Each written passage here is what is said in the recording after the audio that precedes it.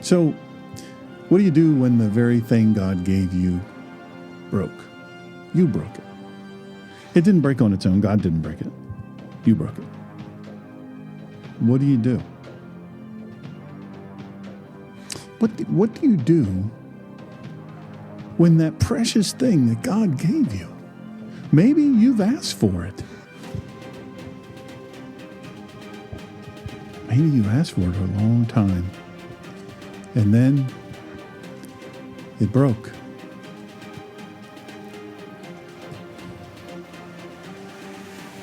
But like I said, it didn't just break. You broke it. When your anger, your failure, your sin shattered, your hurts, habits, and hang-ups shattered something so sacred. And now all you're left with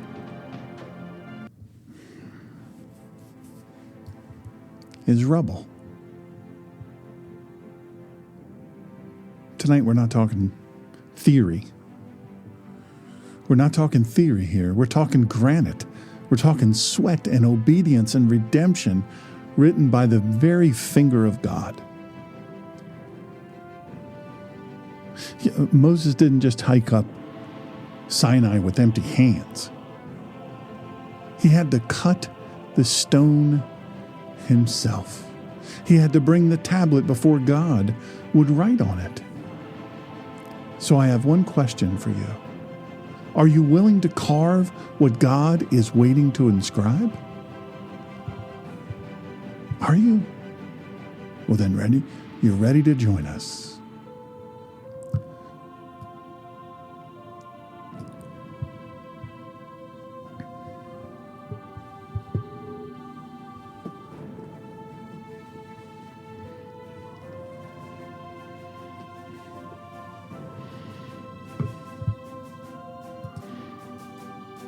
He gets after it quick, doesn't he?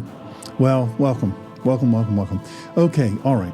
Let's dive into something that sounds simple, but man, it's got so much more going on under the surface, so much more under the hood.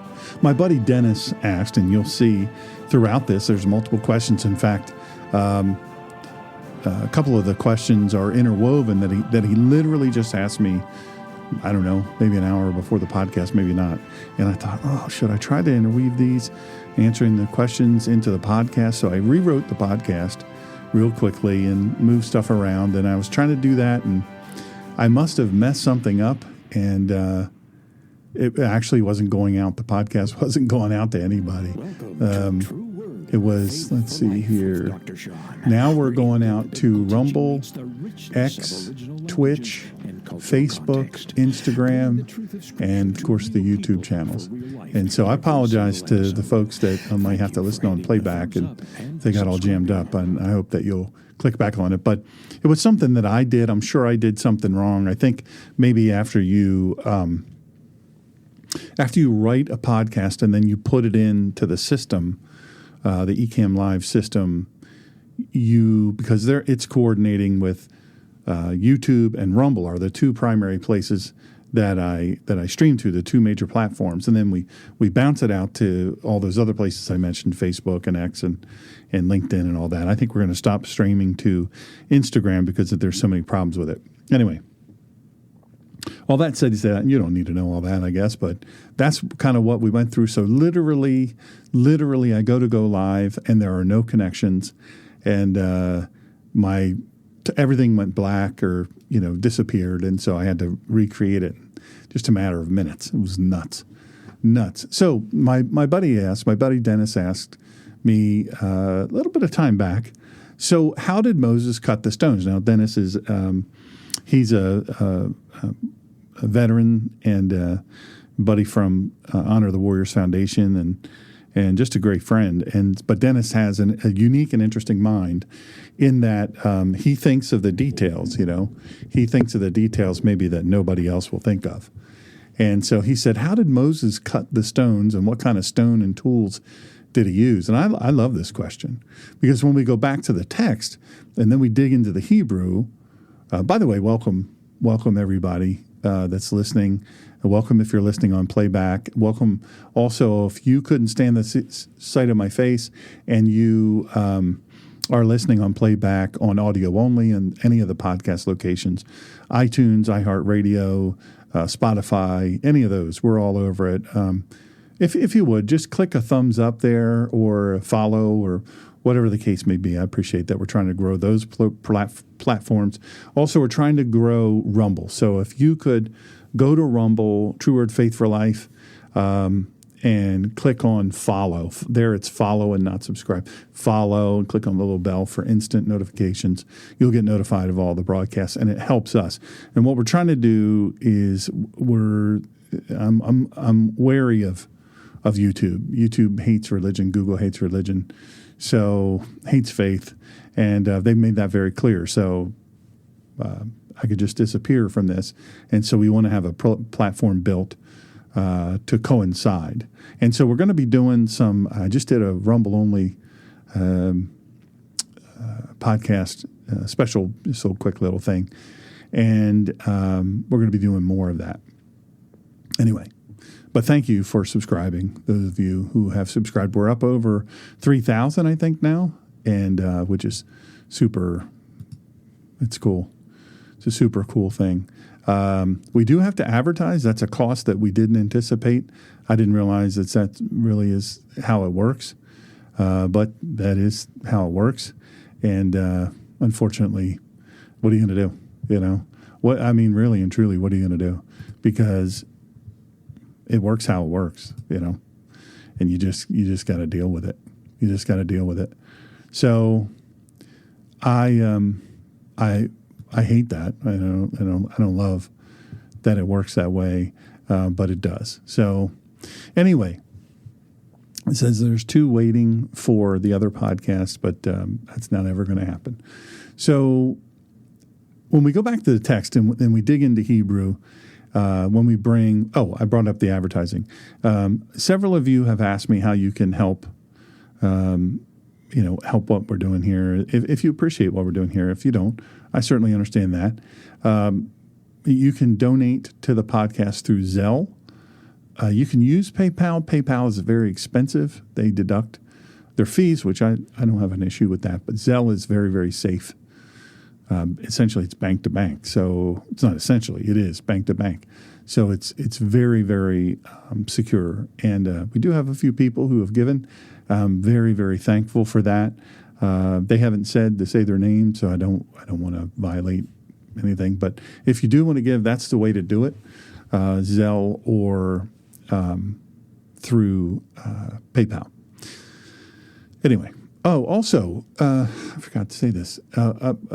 If you just point your phone, if you're watching, you don't get to see this if you're listening on the audio only podcast, but that QR code up there, if you point your phone at it and then you wait till the link pops up below it and then press on that link, that'll take you right to the page where my book is, True Word Faith for Life. It's my most recent book, and we're going to put Excellence Killed the Church, How Mediocrity is Destroying America. That was my first book, quite a controversial book. I did a 5-month book tour all over the country. On that book, I am actually considering toying with the idea of rewriting that and doing a second edition. We shall see. Or I might write a whole new one. Who knows? Still alive, so why not?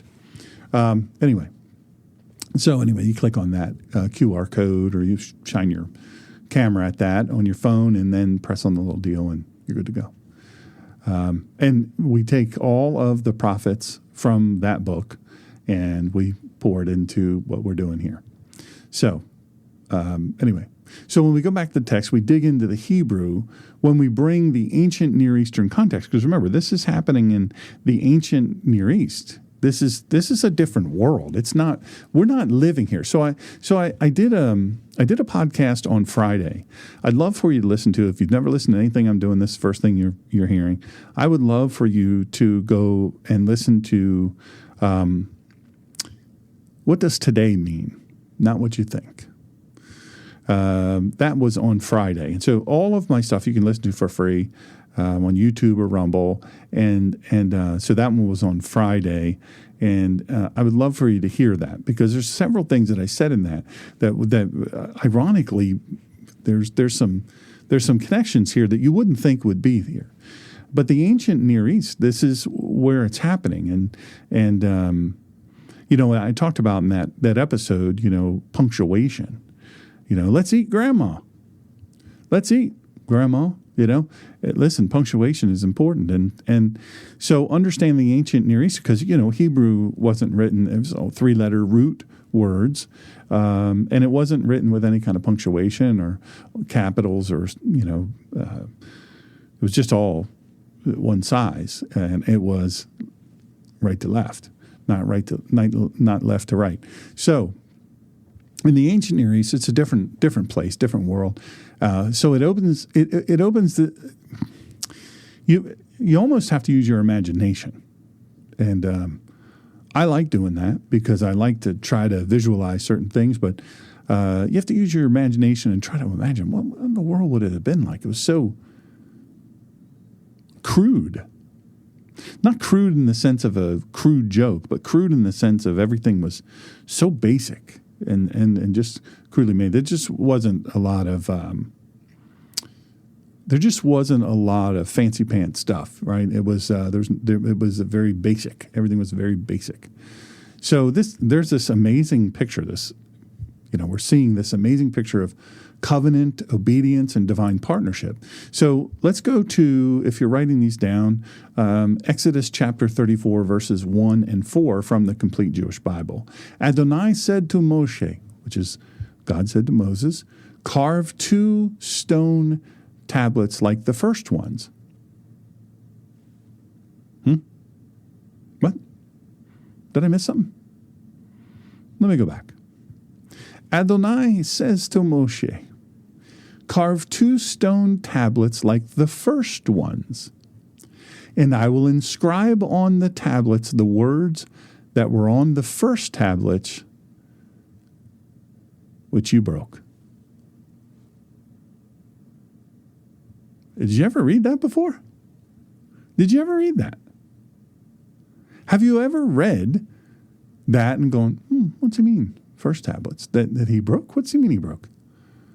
Be ready by morning. In the morning, you are to ascend Mount Sinai and present yourself to me on top of the mountain.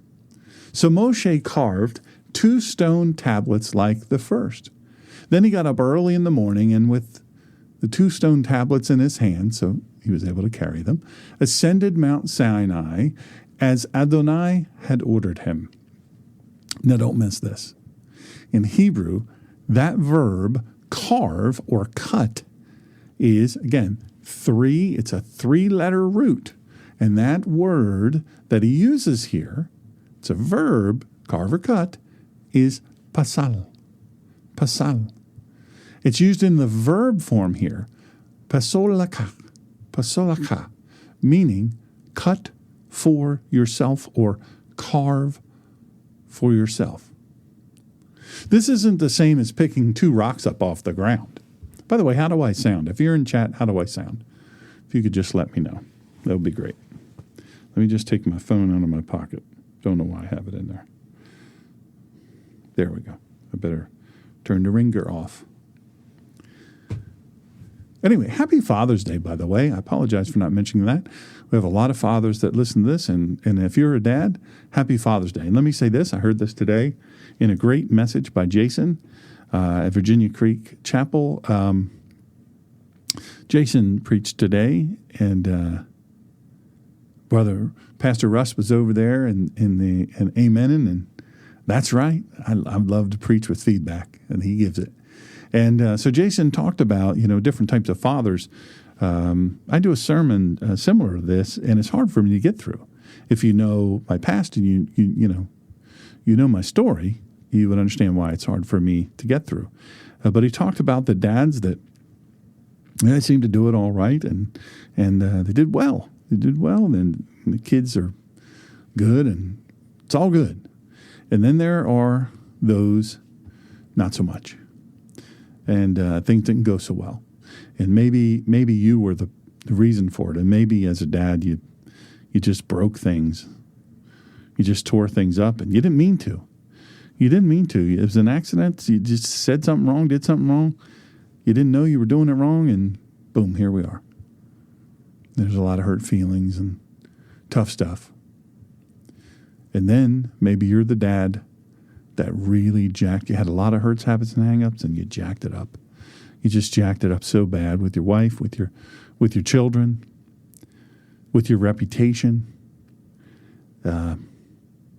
And those scars, maybe your kids are adults today, and those scars still are there. And maybe they've forgiven you.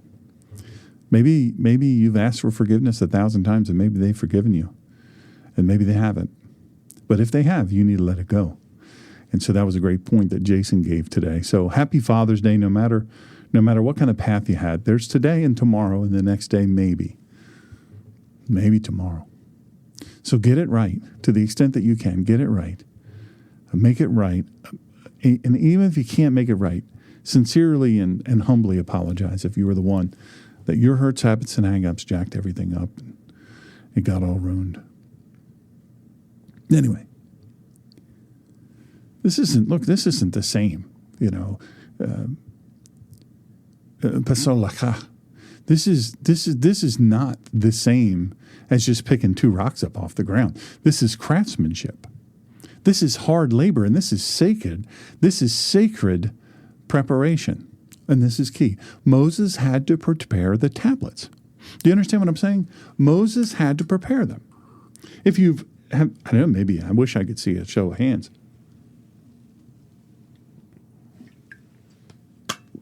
And I know there's a way to do it. I just don't know how to do it. But I wish I could see kind of a... Let me click on this and just see. All right. Let me see if there is a way. Let's see here. Just... Yeah,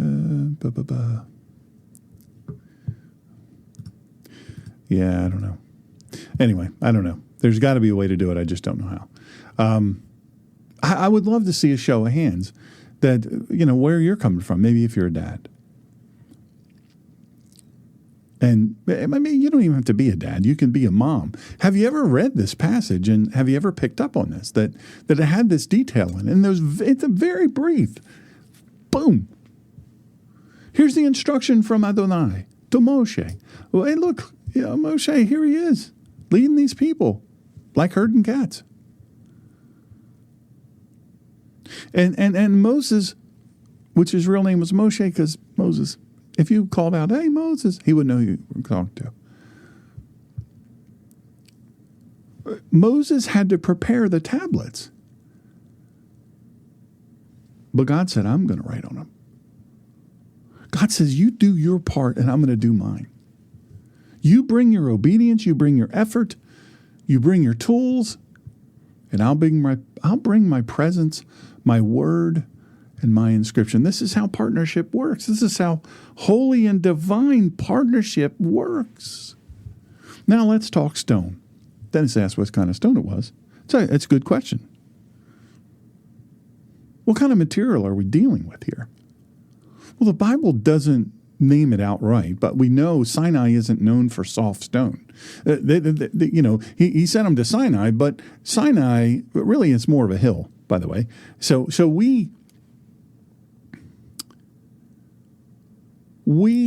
in this world, we read, and I have theories on this as to why this is, but, we read Mount this or that in Israel. And if you've ever been to Israel, well, a lot of real mountains, that to us, very small by comparison to other mountains. And I have a theory on it, but no time to go into it here. But my part of my theory, the first part, maybe to whet your taste for a future podcast, is, well, maybe they were the mountains at the time.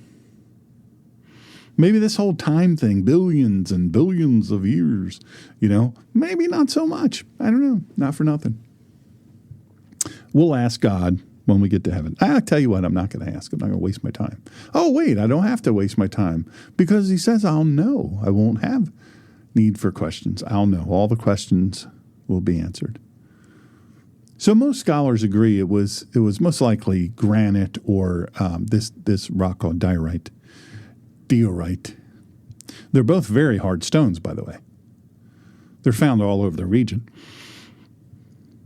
So you've got a pocket knife.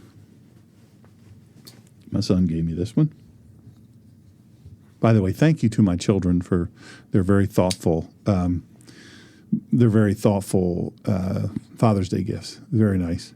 Very, very nice. By the way, thank you to Miss Sharon. Miss Sharon's a treasured listener, and I don't see her on here, but she may have been one of the ones that got tripped up when we got all messed up there. Whenever that happens, just hit refresh or go out and come back in, and it'll take me a few minutes to recreate the placeholder for the show. But anyway, you're not cutting it with this knife, even though this is an incredible knife. My son gave me this great knife. I can't remember why he gave it to me, but he gave it to me, and I'm keeping it. So my bet is that he has one just like it. Anyway, so you're not cutting it with that knife. This is a substantial knife. You're not cutting it. You're not cutting it. Dr. Michael Heiser noted that when we read things like he cut 2 stone tablets, we tend to gloss over it as if it were easy. Well, he just cut the tongue. He just went out there. Tell you what, go out to your sidewalk.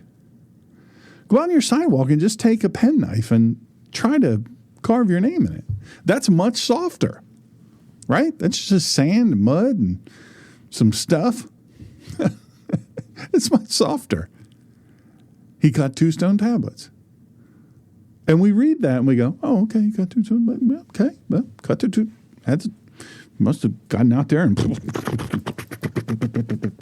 No, he didn't have any of that stuff. Are you listening? He didn't have any of that stuff. He cut 2 stone tablets. And it wasn't easy. Nothing was easy in the ancient Near East. But in the ancient Near East, cutting a matched pair of hard stone tablets was labor intensive. It carried natural weight. I mean, we're talking heavy. And it was a ceremonial act of treaty preparation, covenant inscription, and sacred responsibility. Dr. Skip Moen, one of my great professors, Oxford PhD, one of my professors at Masters. And if you're a person that says, look, I'm trying to go deeper here, and I'm thinking about expanding my education a little bit, maybe just for Bible study, maybe just for your own good. Maybe you're a Sunday school teacher. Maybe you've really always felt like, man, I really want to go deeper. Well, you can get your feet wet in a certificate program at Masters International University of Divinity, which is mdivs.edu, mdivs.edu. Or you can. Well, I'll tell you what you could do. You could do that, or when you pull up the website, there's a phone number there. You could call the phone number and tell them you know me. Tell them you listen to my podcast. Tell them you know Dr. Shawn Michael Greener, True Word, Faith for Life. By the way, they're not sponsoring this. This is not sponsored. I'm doing it because they changed my life, and there's nothing. Look, I'm not going to tell you it's super easy because it's not. It's not. And I'm not going to tell you, you got to have some personal discipline. That's just how it is. You wouldn't want it to be easy, but I'll tell you, it's a great experience. I absolutely loved it. I can't tell you any more about that. But Dr. Skip Moen, he became a friend, and he stayed in our home. We've done some presentations together. He travels all around the world teaching, and I so appreciate him. I really do. And so Dr. Moen draws our attention to the Hebrew verb pesol in pesol lekha. The implication isn't just physical effort. It's spiritual effort. It's preparation of the heart. Moses isn't just making something functional. He's shaping something sacred, a space for God's word to dwell.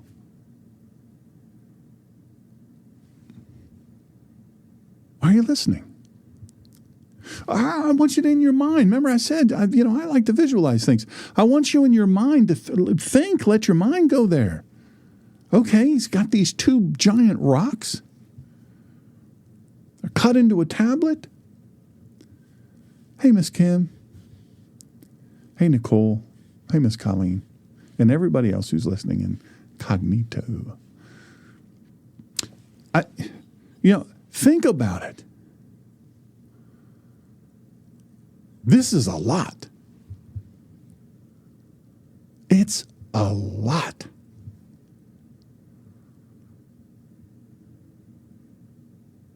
And he's giving him this instruction, and he's saying, by the way, nobody ever told me how my sound is. Nicole, was that you saying the sound is great? Maybe I thought you were saying it's great to be here, great, whatever. I don't know. You were probably telling me the sound is good. Thank you if it was.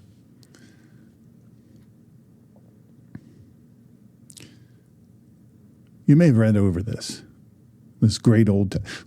You may have read over this and said, look, I don't see the need to dwell on this because we've got the New Testament. We've got all these things. And do I really need to... do I need to focus on this? Do I need to understand this some deep way? I don't feel like I do. I know. You're probably sitting there saying, why does this guy keep going back to the Old Testament? What's this dude doing? Dude being me.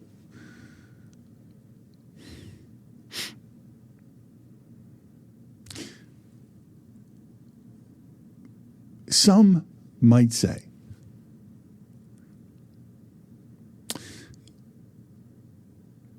legalism. Sounds like a lot of legalism. You keep talking about the Old Testament and you keep talking about the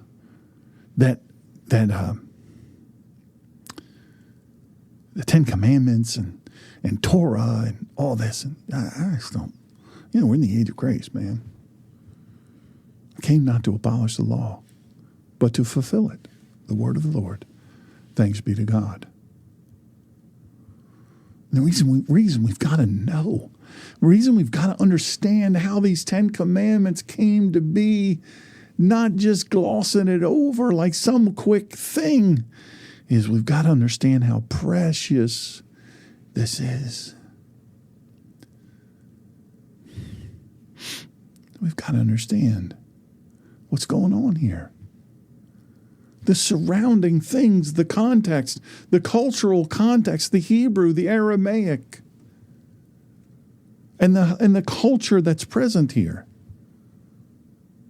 The strife that's going on. The problem that exists and how God sought to solve it. And in seeking to solve it, we see this interaction between Moshe, and Adonai, God himself. And Moses, he's playing this role and he doesn't really know what to do. But here he is in the middle of this. He's shaping something sacred. A space for God's word to dwell. And so that leads us. Whoa. Hold on. Let me know. That's me going backwards. Something sacred. Avraham Heschel, a Jewish rabbi philosopher, said, something sacred hangs in the balance of every moment. Something sacred. Let that get in your head. Come on now. Don't skip over it. Don't let that just fall off you. Let a little bit of it stick to you. God is shaping something sacred, and it's a space for his word to dwell, and that leads us to this very real thing. In Hebraic thought, action is meaning. You don't just say you're sorry, you do something about it. And so how ironic, here we are at Father's Day, and there's an awful lot of fathers. Let me tell you what, don't be so quick to just write off the dad that's struggling today.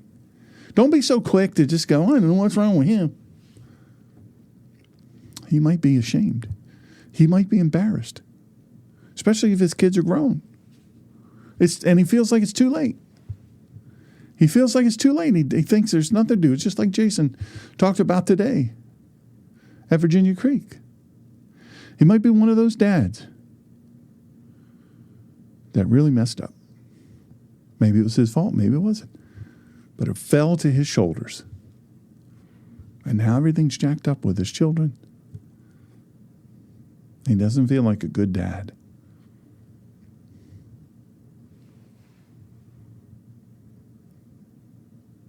Action is meaning. In Hebraic thought, action is meaning. You don't just say, I'm sorry. I said I'm sorry. You do something about it. To the extent that you can, you do something about it. It's called Teshuvah. In Hebrew, repentance. It isn't just confession, it's restoration. It's the chisel in your hand and the mountain in front of you. But how did Moses physically do it? Let's not forget, Moses grew up in Egypt. He was trained in Pharaoh's household. He would have learned from Egyptian stoneworkers who were masters of cutting granite using copper tools, dolerite pounding stones, and abrasive sand. And by the time Moses is living in Midian, bronze tools were common, especially bronze chisels and hammers. He knew what he was doing. This wasn't a man up there guessing at it. This was a man who was equipped. Not for nothing, he was humbled. And listen, the timing matters too. God didn't say, I'll bring the stone and fix it for you. He said, you cut it. Be ready by morning. Then come up to the mountain. In other words,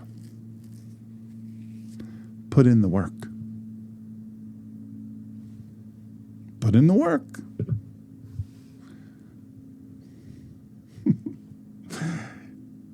We say, where's my blessing? I don't know where my blessing is. My blessing is, I'm praying for a blessing. The blessing didn't come. Didn't put in the work. You don't get the blessing.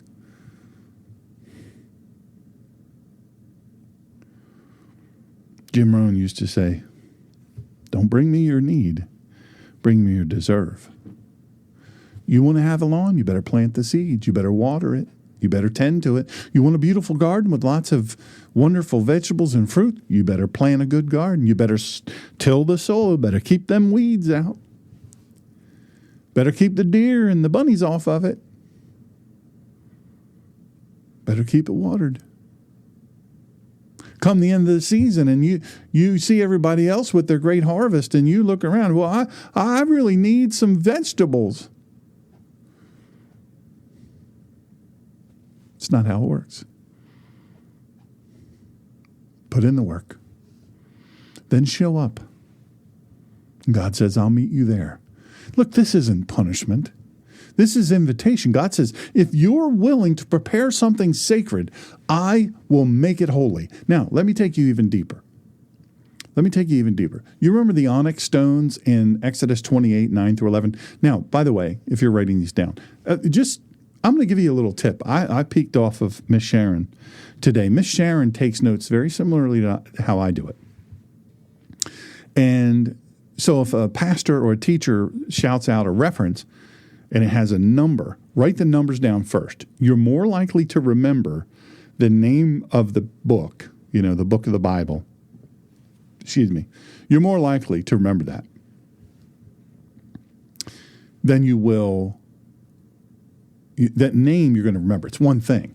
Whereas if it's a chapter and a verse, write the chapter and verse down. I know it sounds crazy. Chapter and verse. And then go back and write the, Exodus. So Exodus 28, 9 through 11. The ones mounted on the shoulders of the high priest's ephod, they were engraved with the names of the 12 tribes of Israel, 6 on each. And Scripture says, they were engraved as a gem cutter engraves a seal. This was part of the other question that I infused into it, into this podcast. And in so doing, I totally wrecked it. Now there's 2 showing, and I'll have to delete one. And some of the people are going to be like, oh, I'm trying to get on, and I couldn't listen. Then they're not going to know, but I'll have to send out a thing, and yada, yada. I'm a putz. When it comes to technology, man, I am a putz. Look, I've got a brain injury, and I was more technical savvy. I think Miss Colleen can answer this. I think I was pretty technical savvy before I bumped my head on a car going 92 miles per hour. But it's frustrating as all get out. So anyway, I was infusing that second group of questions that Dennis had just before the podcast, and this one of them.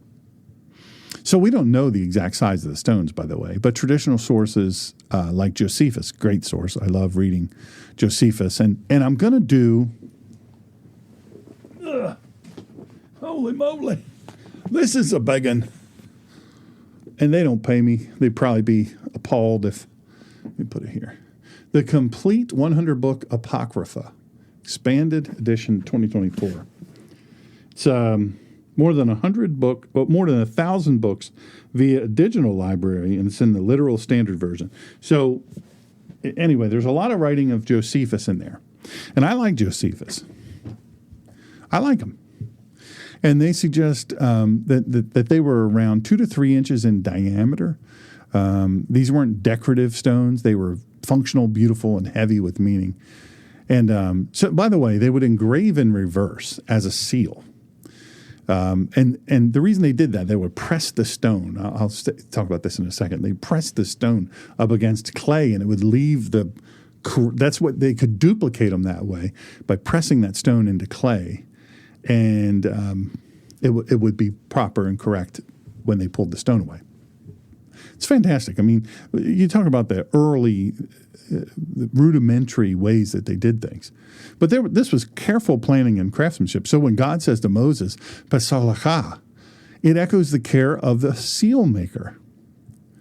This wasn't rushed. This was reverent.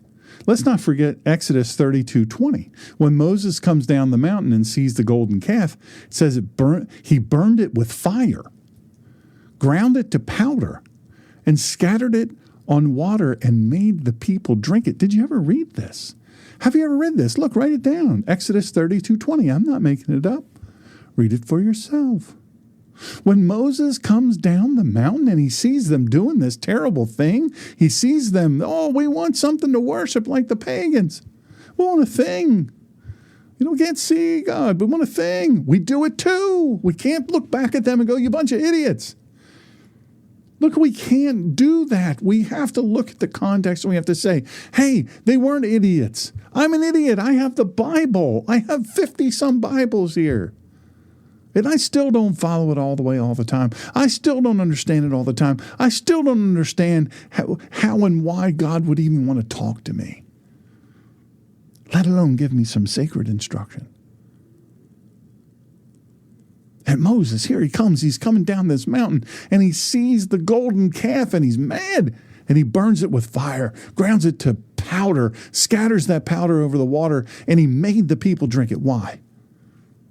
Why? If you've never read it, go read it. Not now. And especially if you're driving a car, please, for the love of all things holy, don't read and drive a car. Don't text and drive. Don't do it. Not kidding. But read it where he tells them he made them drink it. Why do you do it? To shame them. They would physically ingest the result of their sin. He did it for a second reason, to judge them. The idol was powerless. Now it was consumed. And he judged them. And then the third is to cleanse them. No memorial could remain. It was all gone. It was burnt up. It was put over water. It was drank. You didn't pour it off into some desert, some putts to scrape it up and go, it might be worth something. No, all gone. Moses destroyed that idol so completely, there was nothing left to reassemble. No museum, no keepsake in that too. Isn't it ironic? We don't know where the man is buried. One of the greatest men of God. We don't know where he is buried, and yet he did this. There's nothing left to reassemble. There's no museum. There's no keepsake. That too was covenant preparation. Before God could write again, Israel had to swallow the bitterness of their betrayal. Now fast forward to Exodus 34 if you're writing them down. Moses is back on the mountain, but this time he comes with cut stone in his hands. He comes prepared. And Dr. Heiser reminds us that in ancient Near East covenants, both parties had a copy of the covenant text.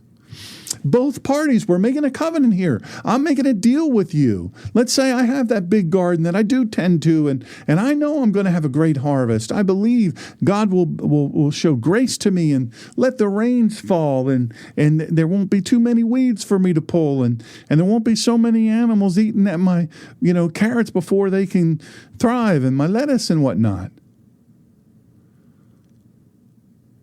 And he comes to me, and maybe he's got 3 or 4 cows, and he says, hey, I've got 3 or 4 cows over here.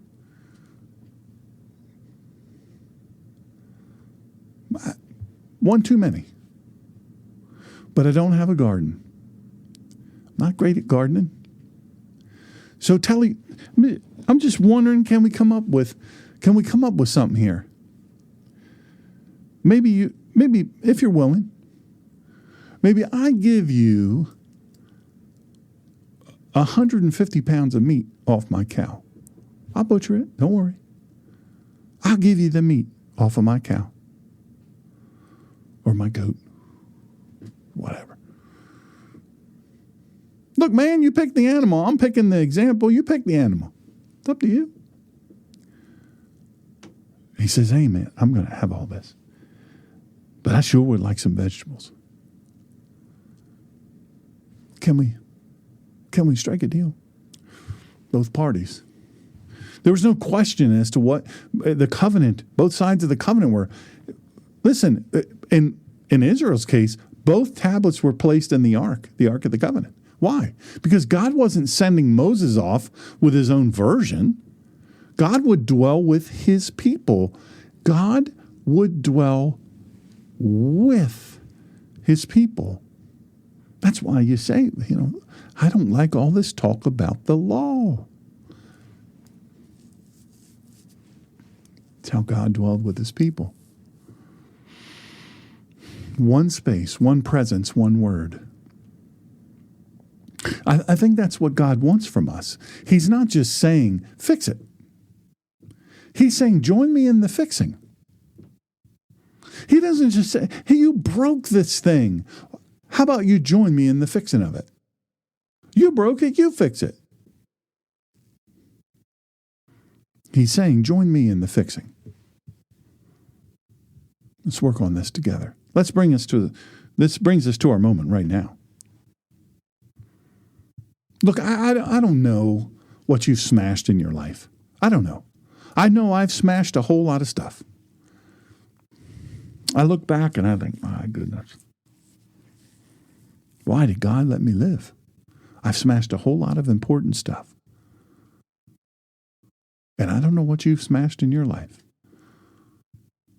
I don't know what sacred thing slipped through your fingers and shattered when you thought you were doing the right thing, or maybe when you knew you were dead wrong. But I do know this.